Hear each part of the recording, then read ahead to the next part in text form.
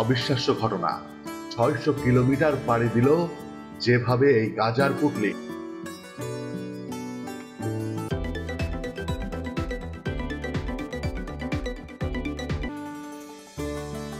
বেশি না, তিনি ৬০০ কিলোমিটার পাড়ি দিয়েছেন এই পোটলাগুলো নিয়ে, বাংলাদেশের এক প্রান্ত থেকে অন্য প্রান্ত।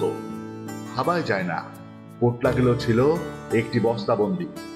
মাদক ব্যবসায়ী সোহেল রানা ঝিনাইদহ জেলার মাধবপুর গ্রামের আব্দুর রব মোল্লার ছেলে। ঝিনাইদহে ১০ কেজি গাঁজা সহ সোহেল রানা নামের এক মাদক ব্যবসায়ীকে আটক করেছে সদর থানা পুলিশ। শহরের বাইপাস এলাকা থেকে তাকে আটক করা হয়।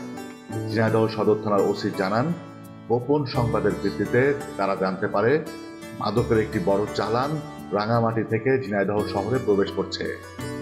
এমন সংবাদের ভিত্তিতে পুলিশ বাইপাস সড়কের ঘোষপাড়া নামক এলাকায় চেকপোস্ট বসিয়ে সোহেল রানা নামের একজন ব্যবসায়ীকে আটক করে। সে সময় তার কাছে থাকা একটি প্লাস্টিকের বস্তা তল্লাশি করে ২০টি গাঁজার রোল উদ্ধার করা হয়। উদ্ধারকৃত গাঁজার ওজন ১০ কেজি। এই ঘটনায় সদর থানায় একটি মাদক আইনে মামলা হয়েছে।